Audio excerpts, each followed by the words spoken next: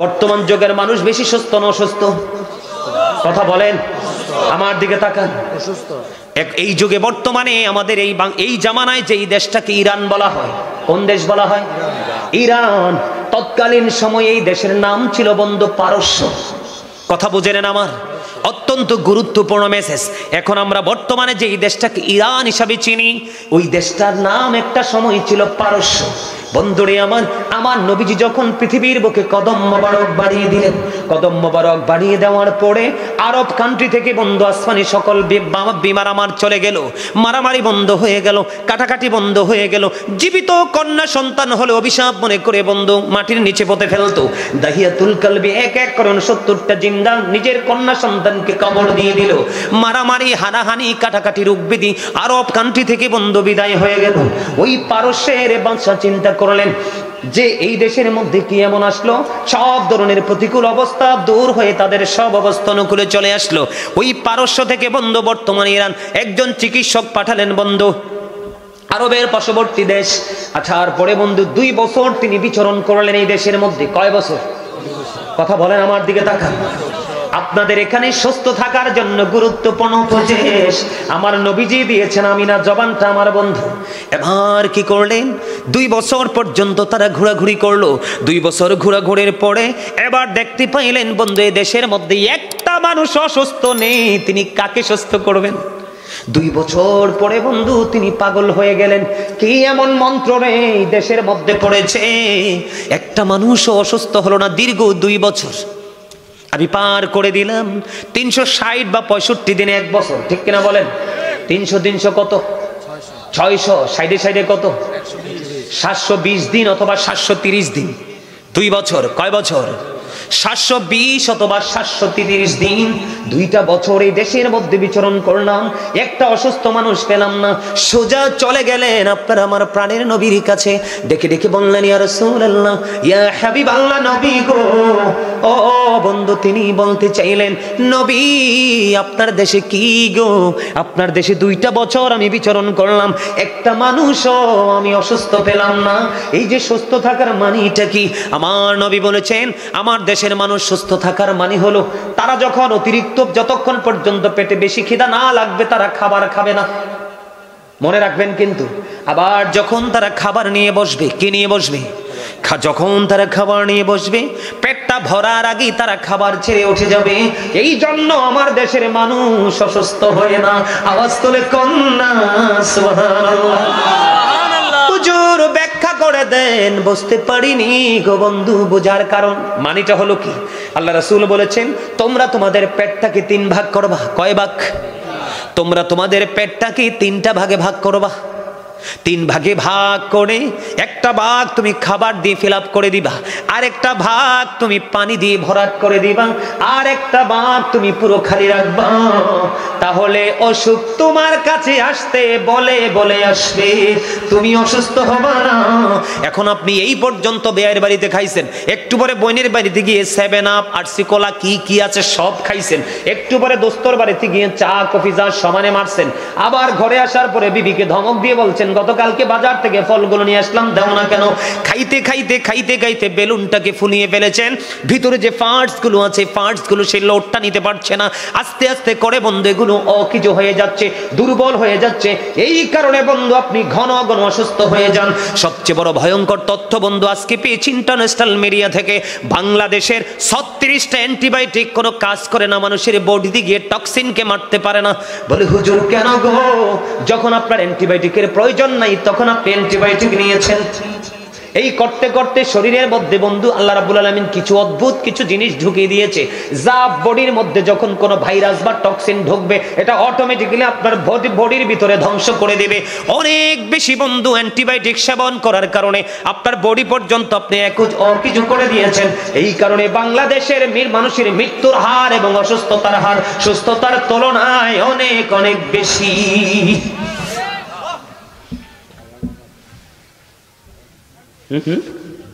শেষ করে দিব দাদা ভাই, আর একটু অল্প একটু আলোচনা একটু গুছাই, তারপরে শেষ করব। কথা কি বুঝতে পারছেন আমার? আমি আর 2টা বন্ধু আমার দিকে তাকান। হযরতে সালমান ফারসি রাদিয়াল্লাহু তাআলা আনহু ইহুদি দুভাষীর মাধ্যমে নিজের ব্যক্তিগত কিছু ব্যাখ্যা করলেন। এদিকে তাকান, আমি আপনাদেরকে বোঝানোর জন্য বলেছি বন্ধু। তখন ওই ইহুদি দুভাষী তিনি মনে করতেছেন নবীজি তো পার্সি ভাষা জানে না। কি জানে না? নবীজি তো পার্সি জানে না। ও বন্ধু আমার, নবীজির জিহ্বার মধ্যে এমন নিয়ামত ছিল, আল্লাহ রাব্বুল আলামিন এমন ভাবে বানিয়ে দিয়েছেন, যেই দেশের যেই ব্যক্তি নবীজির সাথে কথা বলতে আসতো, নবীজির কথা বলা দেখে, ব্যাখ্যা বিশ্লেষণ দেখে ওই ভাষাবিদরা পর্যন্ত আতঙ্কিত হয়ে যেত। জোরে জোরে বলুন আল্লাহু আকবার। ওই সালমান ফারসি তার ভাষায় বন্ধু বললেন, যারা তা নবীজির কাছে আসতে তাকে প্রতিবন্ধকতা সৃষ্টি করেছেন তাদের বিরুদ্ধে বললেন, নবীজির প্রশংসা করলেন। কিন্তু ওই ইহুদি মনে করতেছেন নবীজি তো পার্সি ভাষা বোঝে না, আমি সালমান ফারসির বিরুদ্ধে নবীজির কাছে কিছু কমেন্টস করব নেগেটিভ। এবার তিনি যাওয়ার পরে নবীজির কাছে যেয়ে বললেন, সালমান ফারসি তো আপনাকে মন্দ বলেছে। এবার নবীজি একটা ডাক দিয়ে বললেন, না না, তুমি মিথ্যা বলেছো। সালমান ফারসি তো আমার প্রশংসা করেছে, যারা তাকে আমার কাছে আসতে প্রতিবন্ধকতা সৃষ্টি করেছে তাদেরকে সে মন্দ বলেছে। ও বন্ধু, সঙ্গে সঙ্গে ইহুদি দুভাষী নবীজির কাছে চলে গেলেন। নবী গো, আমি একটু আগে ভাবতাম আপনি নবী না, এখন আমি বুঝে গেলাম আপনি সত্যিকারের নবী। আমি সাক্ষ্য দিচ্ছি আল্লাহ ছাড়া কোনো মাবুদ নেই, আরো সাক্ষ্য দিচ্ছি আপনি হলেন আল্লাহর প্রিয় রাসূল।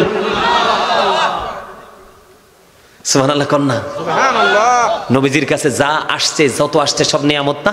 জি বন্ধুরে আমার, হযরত জালহামা ইবনে আরফাত রাদিয়াল্লাহু তাআলা আনহু তিনি মক্কায় গেলেন।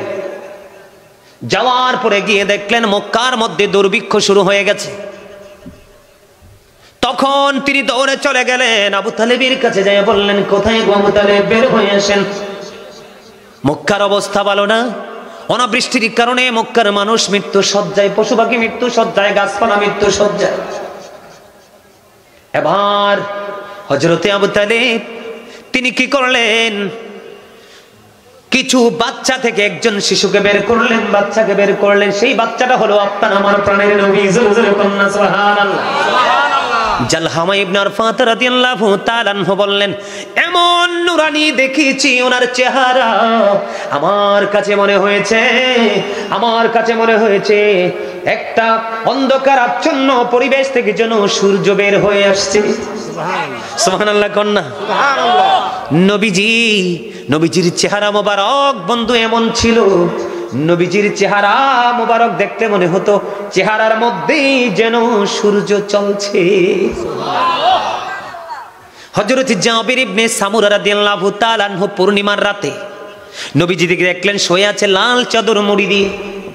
তিনি বললেন, আমি পূর্ণিমার চাঁদের দিকে একবার নজর দিলাম, আরেকবার নবীজির নূরানি চেহারা মোবারকের দিকে তাকাইলাম, একবার পূর্ণিমার চাঁদের দিকে তাকালাম, একবার নবীজির নূরানি চেহারা মোবারকের দিকে তাকালাম।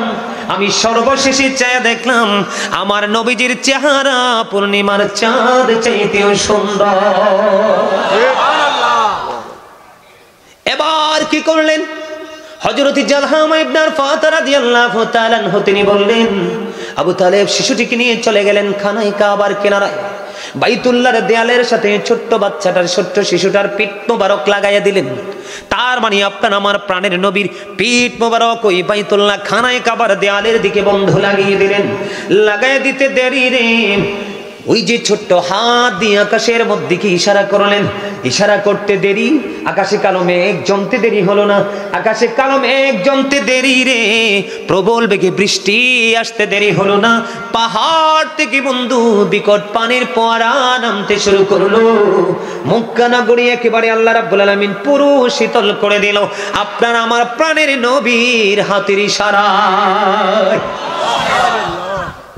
সম্মানিত উপস্থিতি, এইভাবে বললে কন্টিনিউ বলতেই থাকতে পারবো, আলোচনা শেষ করে দিতে হবে, অনেক সময় হয়ে গেছে। একটু আমি নবীজিকে একটু দাঁড়াইয়া সালাম দিব, আপনারা কি দিবেন? আমি কিন্তু রাসূলকে দাঁড়াইয়া সালাম দেই, কারণ আল্লাহ রাব্বুল আলামিন বলেছেন, ইন্না আরসালনাকা শাহিদাও ওয়া মুবাশশিরাও ওয়া নাযীরান লিতুমিনু বিল্লাহি ওয়া রাসূলিহি ওয়া তুআজ্জিরুহু ওয়া তুওয়াক্কিরুহু। আল্লাহ বলেছেন তোমরা আমার হাবিবকে সাহায্য করো এবং সম্মান করো। সম্মানিত উপস্থিতি, আমি আপনাদেরকে আজকের নবীজি যে রহমত, নবীজি যে বরকত, এটা আমি আপনাদেরকে বোঝানোর চেষ্টা করেছি। কতটুকু বুঝে নিয়েছেন জানি না। আবার যদি কখনো দেখা হয় কোথাও, নতুন কোনো বিষয় নিয়ে হাজির হব। আমার কথায় কষ্ট পেয়ে থাকলে আল্লাহর রাস্তায় ক্ষমা করে দিবেন। ভালো লাগলে আমল করার চেষ্টা করবেন। বিশেষ করে 5 ওয়াক্ত নামাজ পড়বেন, মা বাবার সাথে ভালো আচরণ করবেন। বিশেষ করে শুক্রবার জুমার দিনটাকে স্পেশাল দিন হিসাবে, সাইয়্যিদুল আইয়াম, শ্রেষ্ঠ দিন, এই দিনটাকে শ্রেষ্ঠ দিন মনে করে জুমার দিন স্পেশাল কাজ করবেন। আমি একটু বলে দিই, কারণ এই দিনটাতে মানুষের জীবনের গুনাহ এমনভাবে তাকওয়া নিয়ে আমল করতে পারলে জীবনে গুনাহ মাফ হয়ে যায়। এদিকে তাকান, শুক্রবারে সব অন্য দিনের তুলনায় সবচেয়ে ভালোভাবে গোসল করবেন। ঘরে যে সবচেয়ে সুন্দর পাঞ্জাবিটা আছে, যেটা লম্বা লম্বা জামা পরে নামাজ পড়া একটা অতিরিক্ত সুন্নাহ, লম্বা জামাটা পরবেন, আতর লাগাবেন, হেঁটে হেঁটে সবার আগে মসজিদে আসবেন। আল্লাহর হাবিব সরকারি মদিনা তিনি বলেছেন, জুম্মার দিনে যেই ব্যক্তি সবার আগে মসজিদে আসবে এবং সবার পরে বের হবে, সে বাড়ি যাইতে যতগুলো কদম লাগবে, প্রত্যেকটা কদমের বিনিময়ে আলাদা আলাদা করে 1 বছরের নফল ইবাদতের সওয়াব দেওয়া হবে। আরেকটা কথা বলি, মাগরিবের নামাজের পর একটা নামাজ আছে সালাতুল আওয়াবিন। এই নামাজটা 6 রাকাত, 2 রাকাত করে করে সালাম ফিরাবেন। কয় রাকাত? 2 রাকাত করে করে সালাম ফিরাবেন। রাসূল বলেছেন, মাগরিবের নামাজটা যখন শেষ হবে, তোমরা যদি প্রয়োজন হয় কথা বলতে পারবেন, কিন্তু প্রয়োজন না হলে রাসূল কথা বলতে নিষেধ করেছেন। আপনি কোনো কথা বলবেন না। মাগরিবের নামাজ শেষ করে সরাসরি আপনি কোথায় চলে যাবেন? আওয়াবিন নামাজ পড়তে চলে যাবেন। যখন আপনি আওয়াবিন পড়তে চলে যাবেন, 6 রাকাত আওয়াবিন সুন্দর করে পড়বেন। আল্লাহ রাসূল বলেছেন, একদিনের আওয়াবিন পড়ার কারণে তোমার আমল নামায় 12 বছরের নফল ইবাদতের সওয়াব। এই আমলগুলো একটু করার চেষ্টা করবেন।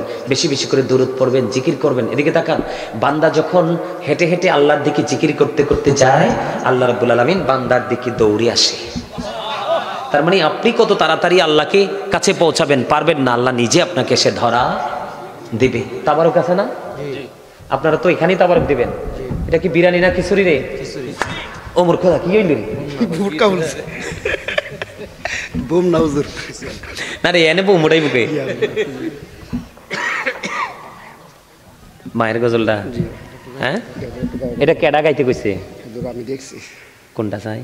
আমার মা নাই হুজুর, এই যে এটা।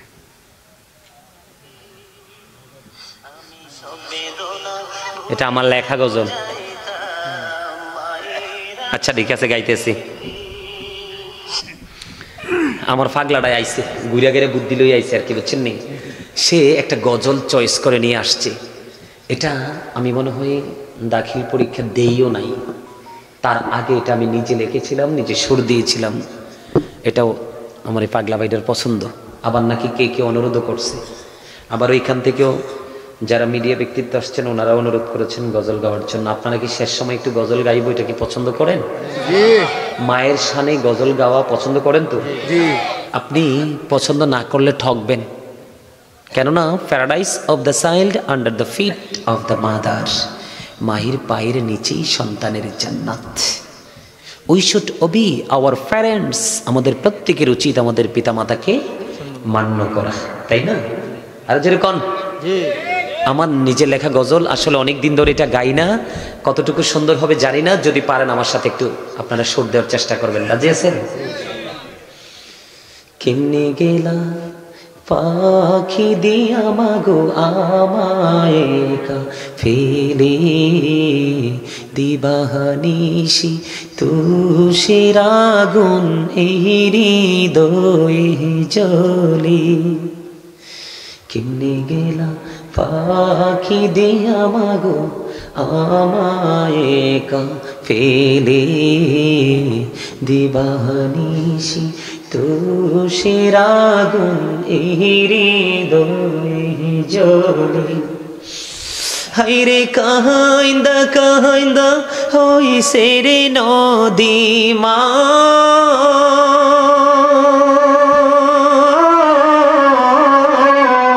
হাইরে কাহিন্দা কাহিন্দা হইছে রে নদী, আমার নয়ন জলে।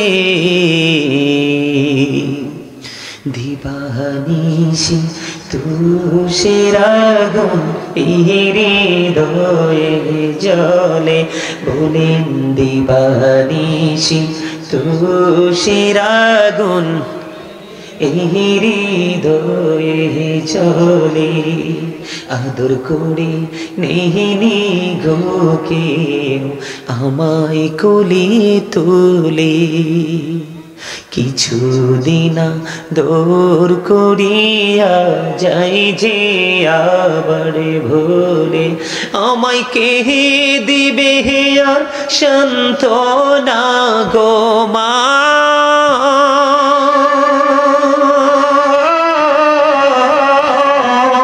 আমায় কে দিবে আর সান্ত্বনা গো একটু আদর করে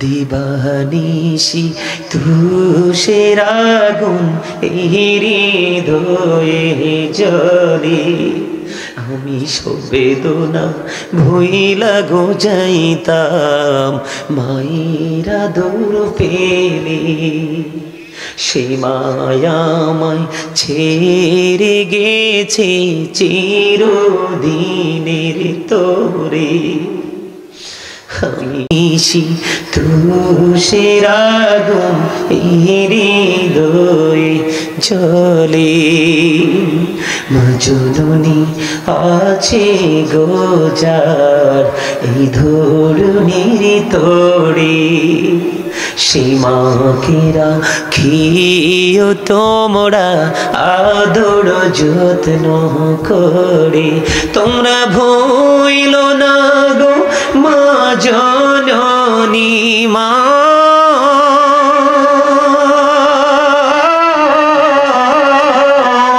তোমরা ভুইল না গো মা জননী রাইখ যতন করে দিবানিশি তুষের আগুন হৃদয়ে জ্বলে যার মা নাই সে বোঝে তার পৃথিবী যে কত শূন্য পৃথিবীতে মায়ের মতো বাবার মতো আপন পৃথিবীতে কোনো মানুষ নেই এই যে বুড়ো বুড়ো মানুষগুলো দেখতে পাচ্ছেন এরাও মাঝে মাঝে রাতের অন্ধকারে গহীনে যখন মায়ের কথা মনে হয় তখন কিন্তু চোখের পানি অটো চলে আসে কারণ মা বাবার ঋণ কোনোভাবেই শোধ করবার যায় না শোধ করবার নয় মা বাবা এত বড় নেয়ামত যাদের মা বাবা বেঁচে আছে তাদেরকে ভালোবাসবেন রাসূলকে যখন প্রশ্ন করা হলো নবী গো আমার কাছ থেকে সবচেয়ে ভালো আচরণটা কে পাও না নবীজি বললেন কয়লা উম্মুকা তোমার মা কয়লা সুম্মামান তারপরে কি নবীজি বললেন কয়লা উম্মুকা তোমার মা আবার প্রশ্ন করলেন কয়লা সুম্মামান তারপরে কে নবীজি বললেন কয়লা উম্মুকা তোমার মা বাবার প্রশ্ন করলেন কয়লা সুম্মামান তারপরে কে নবীজি বললেন কয়লা আবুকা তোমার বাবা আমরা কিন্তু বন্ধু বান্ধব আত্মীয় স্বজনের সাথে কত ধরনের প্রেমময় আচরণ করি কত মজার খাবার খাওয়াই রেস্টুরেন্টে বসি কিন্তু মায়ের জন্য হাতে করে আনতে মনে চায় না এই জীবন আমাদেরকে কখনোই কোনো সুখ এনে দিতে পারে না আরে না আজকে আর গাইবো না আজকে না আমি একটু জিকির করবো একটু ক্যাম করবো মুনাজাত দিব অনেক সময় লেগে যাবে আবার সকালে ফজর পড়তে হবে না আমরা সারা রাত্রে ওয়াজ শুনলাম ফজর নামাজ পড়লাম না লাভ হবে কোনো কিছু এই জন্য বলছি শোনেন সুদ খাবেন না ঘুষ খাবেন না মিথ্যা কথা বলবেন না একজন মুসলমান আরেকজন মুসলমানের প্র্যাকটিক্যালি প্রত্যক্ষ এবং পরোক্ষ ডাইরেক্ট এবং ইনডাইরেক্টলি কোনো ক্ষতি করার চেষ্টা করবেন না পৃথিবীতে দুনিয়াতে যতটুকু বন্ধন তৈরি করে মৃত্যুবরণ করবেন ঠিক ততটুকু বন্ধনের মাধ্যমেই আপনি জান্নাত পর্যন্ত যেতে পারবেন আর পৃথিবীতে যত আপনি বিচ্ছিন্ন বিক্ষিপ্তভাবে জীবনযাপন করবেন ঠিক আপনি বিচ্ছিন্ন বিক্ষিপ্তভাবে আপনাকে জাহান্নাম যেতে হবে সম্মানিত উপস্থিতি না বলা অনেক কথাই রয়েছে আবার যদি কখনো দেখা হয় আপনাদেরকে নতুন কথা নিয়ে হাজির হব এখন ছোট্ট করে একটু জিকির করব রাসূলকে একটু সালাম দিব কিন্তু বিরিয়ানি না খিচুড়ি আপনারা কিন্তু একটু কষ্ট করে আপনাদের জন্য আপ্যায়নের ব্যবস্থা রেখেছেন ওনারা তাবারুকের ব্যবস্থা করেছেন আপনারা কিভাবে বসলে ভালো হবে এইভাবে আপনারা দয়া করে মুখোমুখি হয় বিশেষ করে যুবক ভাই তোমাদের কাছ থেকে আমি হেল্পটা চাইবো তোমরা বিশেষ করে মুখোমুখি ভাবে তাদেরকে একটু কাতারবদ্ধভাবে বসিয়ে দিবে এইভাবে মুখোমুখি ভাবে আমি মোনাজাত করার সাথে সাথে তোমাদেরকে তারা তাবরুকটা দিয়ে দিবে। দাঁড়ানে আমি দাঁড়াবো, দাঁড়ালে আপনারা সহজে লাইনটা করতে পারবেন। আমার আল্লাহ আল্লাহ লা ইলাহা ইল্লাল্লাহ, সশরীরে জিন্দা নবীজি সোনারি মদিনায়, আসুন সবাই দাঁড়াইয়া সালাম জানাই নবীজি। লা ইলাহা ইল্লাল্লাহ ইয়া নবী সালামু আলাইকা ইয়া রাসূল সালামু আলাইকা ইয়া হাবিব সালামুকা আল্লাহু আলাইকা। মদিনা হইতে সব কিছুই পারে দেখিতে, মোদের লাশ কবরে রাখি রে লইলে গো আপন কোলে আনবী সালাম ইয়া রাসূল সালামু আলাইকা ইয়া হাবিব সালামু আলাইকা সালামুল্লাহ আলাইকা। দুজাহানের বাদশাহ কান্দে রে তায়েফের রাস্তার কিনারে, কেন যে মারলো কাফের মায়া নেই তাদের অন্তরে, আনবী সালাম ইয়া রাসূল সালামু আলাইকা ইয়া হাবিব সালামু আলাইকা সালামুল্লাহ আলাইকা।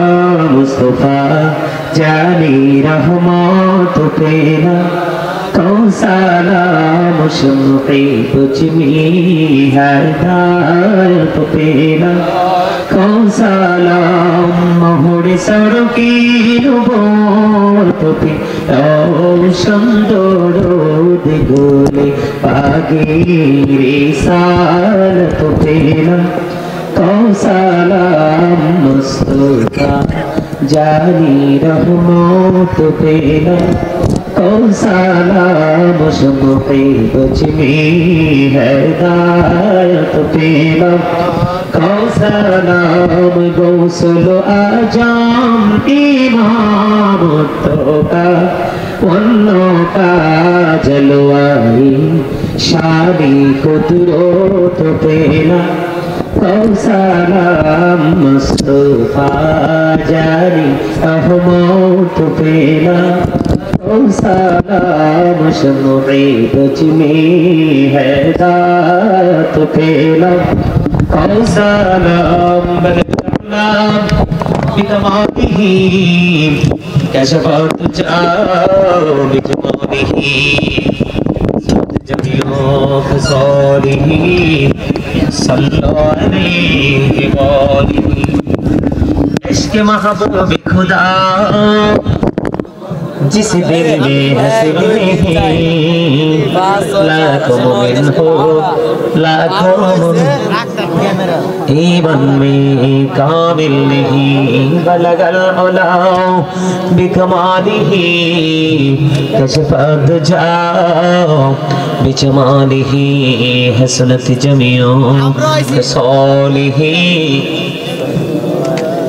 صلوا عليه وآله صلى الله وعلى محمد صلى الله عليه وسلم صلى الله على محمد صلى الله عليه وسلم الصلاة والسلام عليك رسول الله الصلاة والسلام عليك حبيب الله الصلاة والسلام عليك شافي المجرمين الصلاة والسلام عليك رحمة للعالمين الصلاة والسلام عليك يا نور الله وجهره الأول أرني بجمالك يا رسول الله أغفر اللهم قبره الكريم بألف شجع من صلاة وتسليم اللهم صل وسلم وبارك عليه